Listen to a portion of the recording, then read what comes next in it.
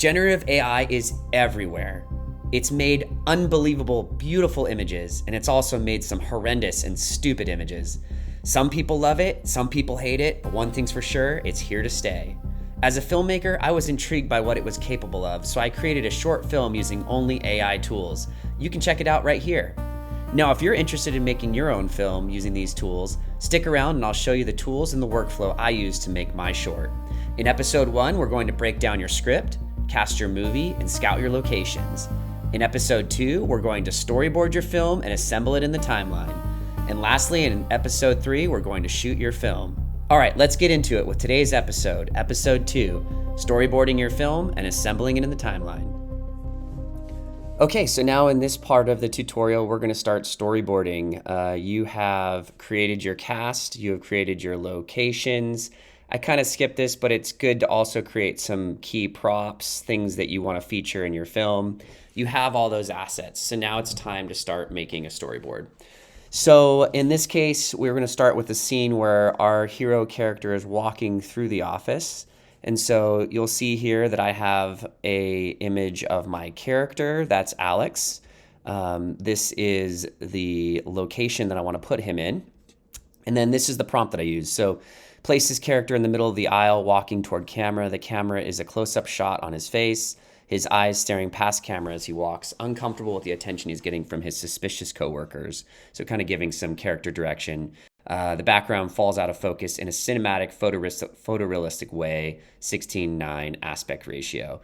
So basically what you're doing is you're explaining the composition of the shot, you're explaining the emotion that your character is portraying, and you're also kind of giving it a sense of the look, whether it's dreary or happy, cinematic, photorealistic.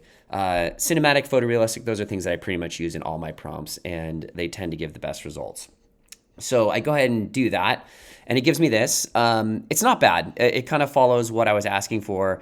The one thing I'll say is that the lighting of our character kind of matches his headshot more than it does the scene. So, I didn't love that. So that's something that, we'll continue to work on. Here is an image, and I don't see it in the timeline as far as how I created it, but this is our character much further down the aisle. And you can see in this shot, he is matching the color, so that is good. So what I did is I like this image a lot better with the lighting. So then I decided to kind of work from that. So this is the reference that I'm working from. And then my prompt says, zoom in and show me a close-up shot of the man walking down the aisle. Keep it photorealistic, cinematic, and imagine it on a cinema 50mm lens with a shallow depth of field, 16:9 aspect ratio. I was kind of experimenting a little bit, giving it some very specific instructions like the lens type. There's times where I've used that. There's times where I don't. I don't know how much it matters. I do think it does matter in that if you tell it to use a wide angle lens or a long lens, it will kind of follow some of those promptings. But I think things more like shallow depth of field, cinematic, photorealistic, I think those are more important things. So it went ahead and did that and actually did a good job, but you'll notice that it kind of forgot what our character looks like. So now our guy's got a goatee, he no longer has the blue eyes, and he's definitely a different face. So then what I did is I reminded it what I was going for. So, affirmed it, great, but he should look like this character, keep the lighting consistent with the original shot. So then it tries this. Again, this is the tediousness of AI. So he's looking more like it. He's got the blue eyes, but, it's still definitely not our character. So what I found is when it starts to iterate and create weirder and weirder generations, sometimes it's good to kind of scratch it and go back to one. So I told it to remove the man from the aisle. It successfully does that. And then I said, now place this man in the aisle, walking toward camera, eyes averted downward slightly, uncomfortable with the attention of his coworkers. Make sure that the character matches the lighting and tone of the scene. Keep it photorealistic, cinematic, and 16:9. And boom, that is the best thing that I've generated so far. So this is actually, his lighting matches, the look is great, the emotion's correct. I like what the coworkers are doing. That is a great storyboard. So that's one that we'll save in our files. So you'll put a storyboard. This was scene 1, so I'll create a folder that says scene 1, and then I'll put this in there as scene 1_1. And then now you're going to start creating more storyboards for your shots. So like any film, you're going to have lots of angles, lots of shots. So what we're going to do is we're going to generate each and every one of those, because what you'll do is then in the next step is you'll animate those shots. So I said, now let's imagine an extreme close-up of his face in this scene. And it came up with this, which is beautiful. And, you can see that it's still the same character. Love the shallow depth of field, the extreme close-up. That looks fantastic. So let's save that into our folder of scene 1. And it says, great. Now let's imagine the camera pulling back a little, not so close, framing him in the center. I came up with this, which is basically what we had earlier. And then now I wanted to get some coverage. I wanted to get some concerned looks from people in the office. Now, the one thing that's cool is I feel like once you're in a chat, it kind of understands the look and the vibe. So I don't have to over-explain this next shot. So I said, can you do a close-up of the woman just to his left who is looking at him as he walks by? So you'll see that woman there. There's the close-up of her.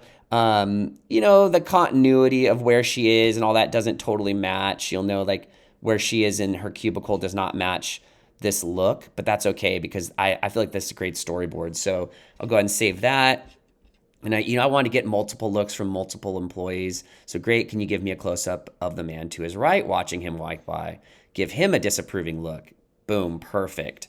Now I wanted to get some coverage from the profile. So this is where it gets a little tricky. Sometimes you'll ask for a profile, and what it'll do is rather than actually imagining the shot from the profile of him in this space, it'll literally just rotate him 90 degrees. So the background will stay exactly the same, and now he's profile. So that wouldn't work for the continuity of the scene. And so, just know that it does screw that up quite a bit. So it said, let's imagine the shot now looking at his profile as he walks down the aisle from his left. His coworkers stare at him as he walks by, cinematic, photorealistic 16:9.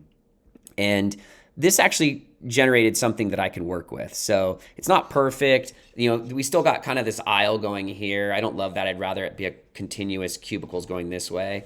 But, it's good enough to accomplish the goal.